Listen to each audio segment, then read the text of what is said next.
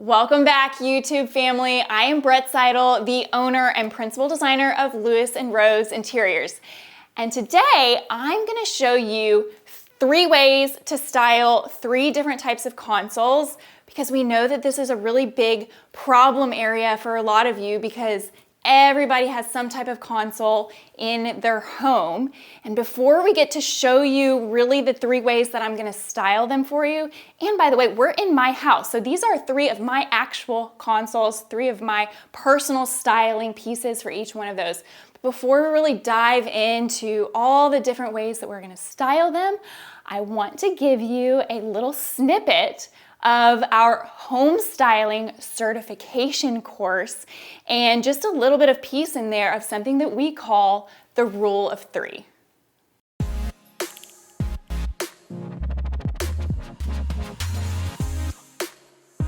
Let's talk about what I like to call the rule of 3. Now, you type A'ers, I know that you in particular tend to love the word rule. But please don't take this too literally. I just like to say rule for this rather than guideline, because if you do follow this almost algebraic formula well, it will create a well-balanced aesthetic. The general idea of the rule of 3 is twofold. First, placing items in sets, and second, spacing them appropriately. This rule is particularly helpful because it keeps the decor from looking really cluttered, and it helps pace the eye. It gives a well-placed focal point that the eye can start with and move around with ease. So here's how it works. Accessories will end up in sets, and when I say sets, I mean groupings of items that are placed directly next to and or on top of each other. So start with a set of 1, then a set of 2, then a set of 3. The key is to place the sets in a really balanced way, meaning you don't want 2 sets of the same number right next to each other. You need to stagger them, space them out. Let's start to build this out with our styling pieces. I'm first placing these white vases on the right side. Now this is a set of 2. I really love the dimension and the height that they give, plus the color pops really nicely against this dark wall. On the opposite side, I'm going to place the lamp and a decorative sculpture.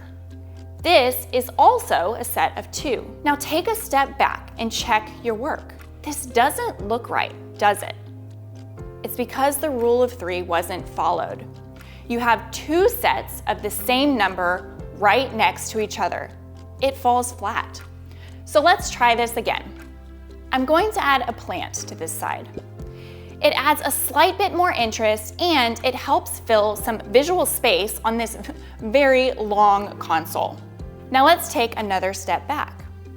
It still doesn't look right, does it? Here's where we have followed the rule of 3. Our sets have different amounts of product in them, but we need to take it one step further and bring in the concept of height variation. The left side items are the same height, and your set needs to have varying heights. That's why the right side makes sense visually, but not the left. Let's remove the figurine. Now we have a set of 1 on this side, and a set of 3 on this side. The heights within the sets are varied, and we have finally achieved an aesthetic balance. And that, friends, is the rule of 3. Okay, so that was the rule of 3, and that's just a little tidbit of so much information that is in this course. You guys, we've put blood, sweat, and tears in this course, and it is so good. So there's so much more in there. And if you're interested in finding out more, go to homestylingcourse.com and you'll be flooded with all the information there.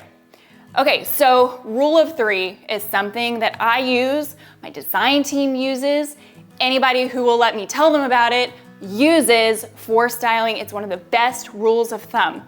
So we're gonna start in my entry, essentially, and we're gonna start with my entry console. I'm gonna walk you through how I have it set up. And this is most of the time.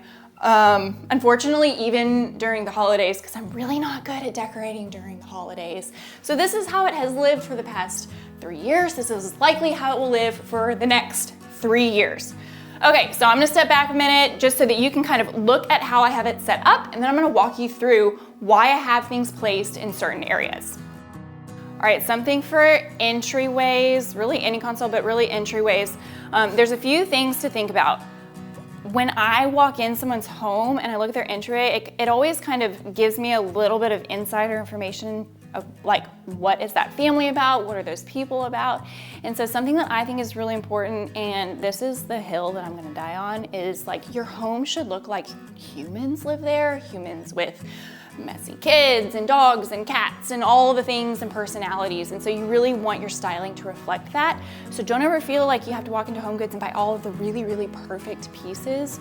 You just want it to reflect that you and your family live there. So looking at my console, there's a few rules of thumb and then a few like personal selections that I have. As far as rules of thumb, I went with the rule of 3 here. So really the rule of 3, you watched earlier, is all about setting things in groups to achieve kind of an aesthetic balance. So over here is where we brought in some of the height. We always want varying heights going on. And so this lamp right here really gives us that tall height, because ultimately this is could be a really empty white wall. So we need things to kind of ground it so it doesn't feel really empty. So we put a lamp right here. And I love this one because it's got a little marble, it's got a little brass. I really like warm bulbs, by the way. This isn't about styling, but just because it makes it feel like a warmer ambiance, that ambient lighting. So I like warmer tone lights. Okay, so this group of styling, this is a group of 3, and we have varying heights here. So again, when I said like people walk through my home, I want them to get a little bit of an idea of us. And for me, it's like the photos of my husband and I and our wedding. It was 14 years ago, but I love our like 5 wedding photos that we have. We didn't have a fabulous photographer back then, but I really wanted that to ground it because we are really, really family centric here.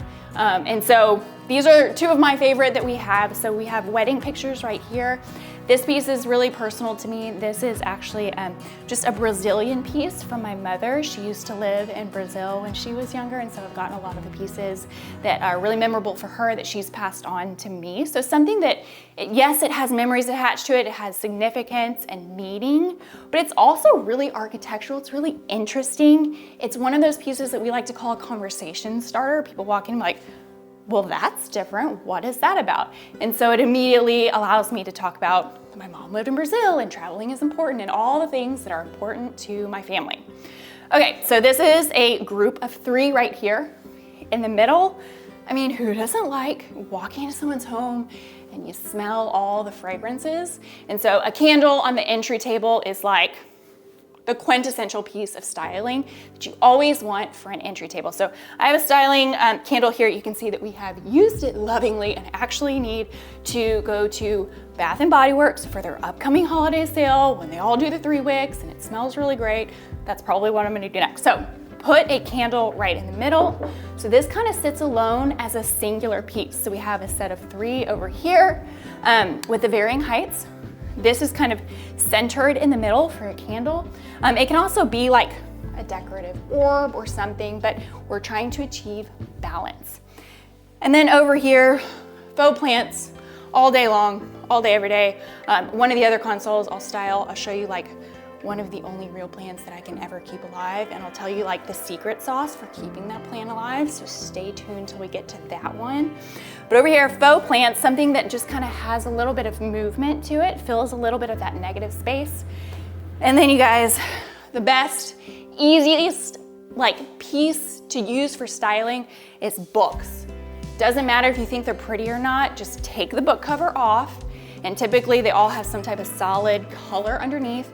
If you don't really like what the book is about, that's totally fine. Turn it around. This is actually a trend that if it's for books you don't like, it's perfect. If it's for like a library, I personally think it's a little weird because I like to read and I want to see what the book is, but this isn't really a book that I really care for anybody to see. I honestly don't even know what it is. So you can turn it around, but this is a set of 2. So we have a set of 2, we have 1, and then we have a set of 3. This ultimately achieves that really nice kind of flow and aesthetic balance. Also, if you haven't noticed, this is Bruce. This is our bulldog. Yes, we have real dogs too, but again, one of those like people walk into our house, my husband and I are a bit weird and a bit quirky, and we like having our white ceramic bulldog to welcome everybody to our home. Okay, if you have any questions about styling an entryway console, pop it in the comments. Even if you have a picture and you need like a thumbs up or a thumbs down from me or my team saying like, is this achieving the different balance? Put it in the comments below. We look at those every single day and we can give you that thumbs up or like, hey, maybe switch that out with something taller or something smaller. So make sure that you put that below. Okay, that was the entryway. Now we're gonna move to the dining room.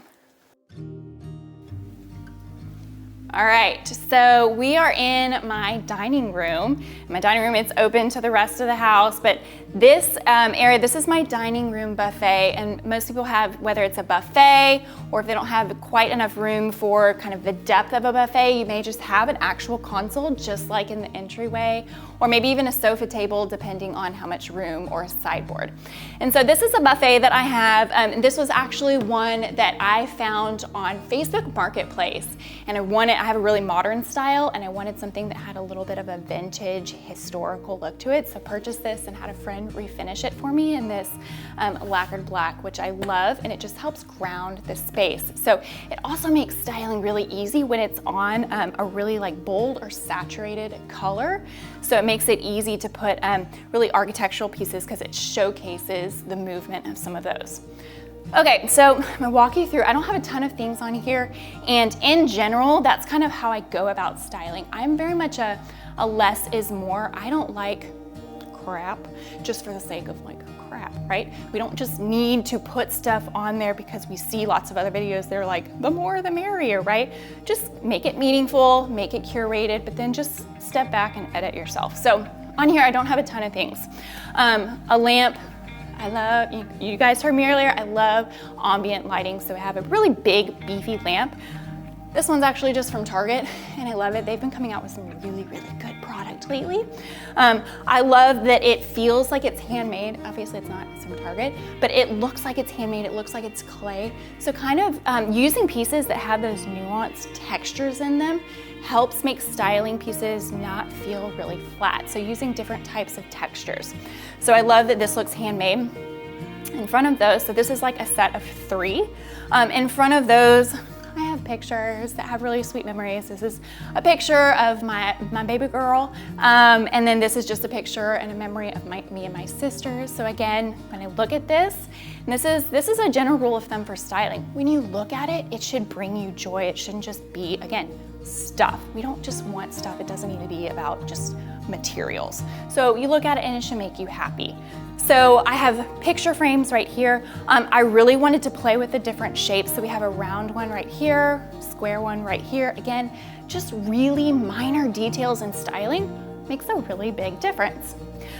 Right in the middle, we have this clock that, I'll be honest, my husband brought home. I think he actually brought it home from some work set, and I thought it was like the ugliest thing. And then we put it up there because he begged me to. And it is the #1, you guys, in my whole house, it is the #1, much to my chagrin, like conversation starter where everyone's like, that's the coolest clock. So I've come around full circle. I actually really like it now. But this is just kind of an inside joke between my husband and I, but it's also now really cool. And of course you can kind of see what time it is right now because it does work really well. Underneath that, this is a dining room. So we have a recipe book because I love to eat. So this is a pasta book. We actually haven't done the recipes yet, but I keep telling my husband we need to do some recipes in here. And then underneath this, this is, again, going to like more of the memory type styling. This is actually a I think this one's the 1915 yearbook for my great grandmother. And it is, we've had people pull it out and look at it, and it's real. I mean, it's delicate because it's kind of falling apart, but it's just really special to me. Just lots of memories, lots of sweet things in it. Okay, so as far as visually, obviously, this is like the biggest piece on my console. And if you have looked through a lot of my pictures on Instagram, a lot of the professional pictures, you will see this guy in a lot of them because it's my favorite styling piece to use. But it ultimately lives in my house, which I love. So this is a vase that I got at a garage sale. And it's actually a really expensive vase, and I got it for like $3, which is great. I'm not one of those persons that's always like looking for a bargain, but I mean, like when you find a good one, it's awesome. I kind of want to touch this. It's really just interesting. It's really big, and so when you're styling, you want to remember to make sure that yes, there's balance of heights and different sets and groups, but like this is a really big, beefy buffet. So if I had a little bitty vase over here, it would look like a little bitty vase over here, and you look at it and it just wouldn't work. And so you always need to balance. If you have something really big here, you need at least one really big piece to kind of help anchor this space. And then I love to use, again, just greenery. Normally I have a faux spray in here, but we actually got a letter from the HOA this week that said that our front yard was a little unkempt. So I actually just went out and plucked these off of a tree because it needed to be pruned. So these are from my front yard, which, by the way, if you don't love the look of faux spray, which I'm kind of like in between, that's like a really easy trick for you. Walk out to your front yard, tear a couple pieces off, put in, yes, they're gonna die in a couple days. Like if you have friends coming over and you just want that like, wow, oh, fresh, you have a green thumb, all the things. Oh yes, I do, thanks for asking. Go outside, pluck it off your tree, stick it in here. Quick rule of thumb, when you're styling the greenery, especially if it is like faux spray, if you're gonna get that from like Hobby Lobby is a great place, Amazon, any of those. When you have the faux ones, it's like all of the links are the exact same size. And when you stick them in there, they all look super perfect and they look like they're artificial. So when you buy artificial sprays, if you can take the bottom of them, I can't really with this because this is a real one, but you can bend the bottom of them, only a couple of them. That way when you're putting it in there, you have those varying heights because natural sprays don't look perfect. They're not all the exact same height.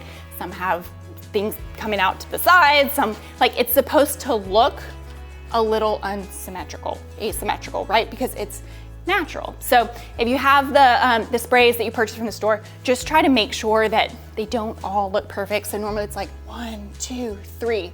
So just vary those heights, kind of pull back some of those little pieces to make it look like it's not fake.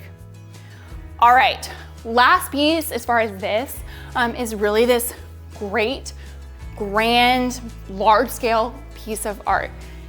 In dining rooms, typically it's like where you can put that really big piece of art.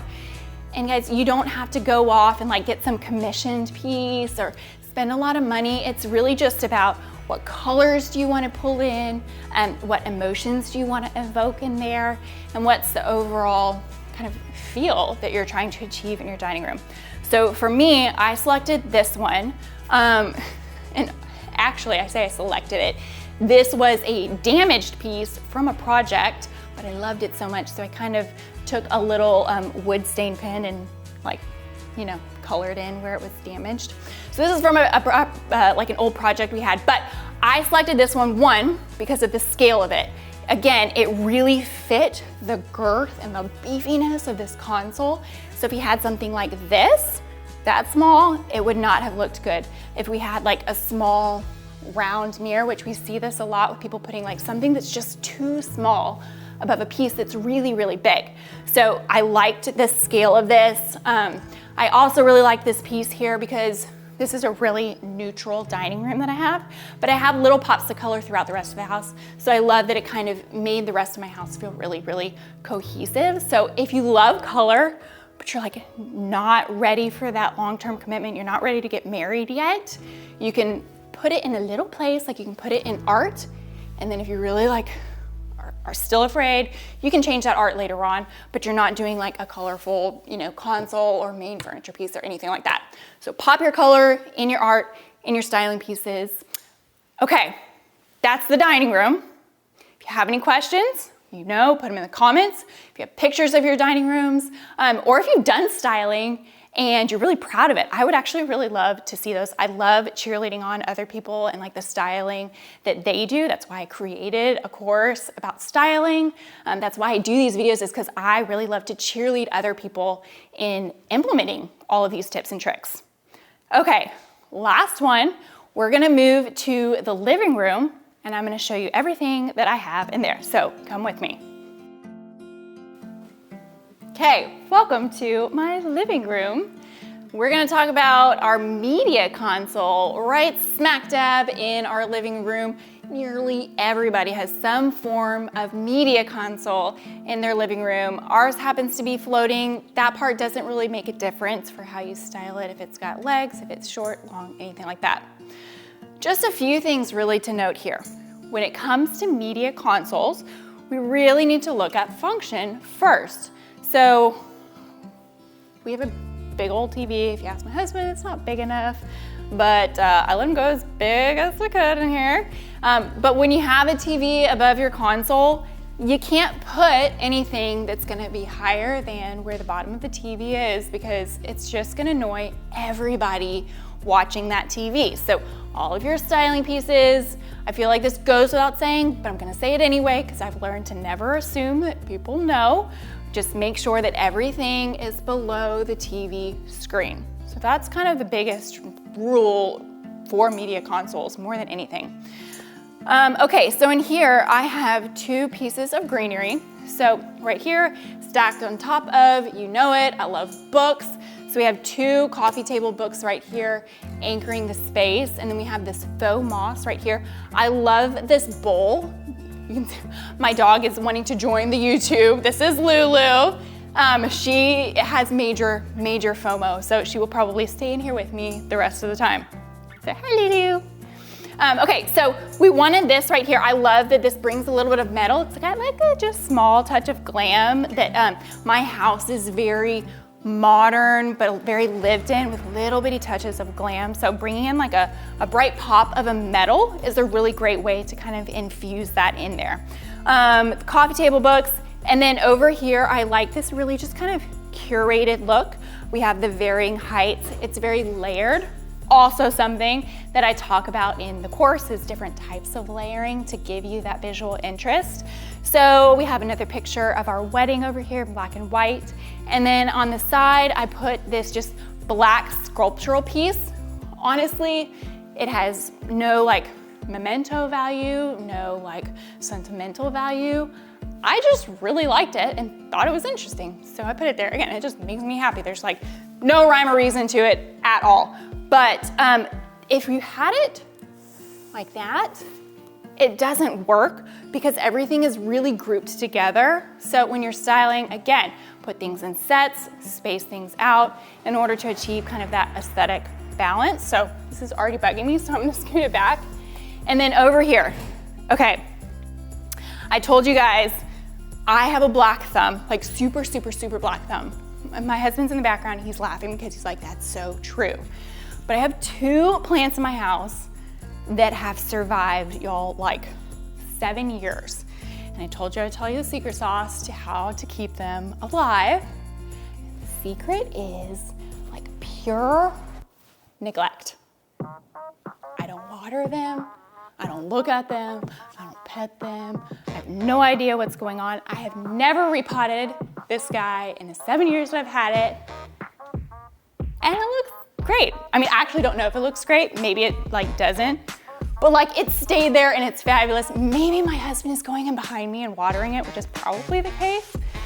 And I have no idea what type of plant this is. So if you know what type of plant this is, you can comment below and actually let me know so I can tell other people. But I like this plant, one, because I can neglect it and it looks great. Also, this is not styling, but the tree behind me, this big tree, got it at 5 feet. Now it's like 9 feet, same thing, pure neglect. I've never repotted it. They're supposed to be really fickle, but I tell people like, mine's not really fickle. I don't know why. I don't feed it, I don't do anything.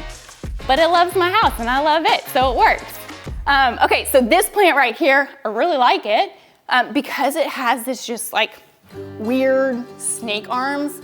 really like those other two spaces that we just showed you, is it fills negative space. And that's something you'll hear me talk about like a lot.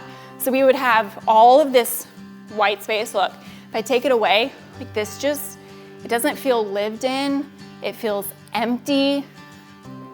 And then put that there, and it all suddenly makes sense because of a plant, right? It's because all of these arms, all of this movement fills that negative space. So plants are really the best way to achieve that.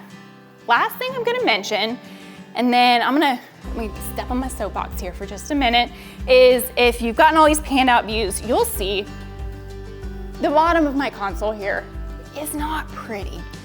And so this is going back to that hill I'm gonna die on of like, your house needs to look like it's lived in.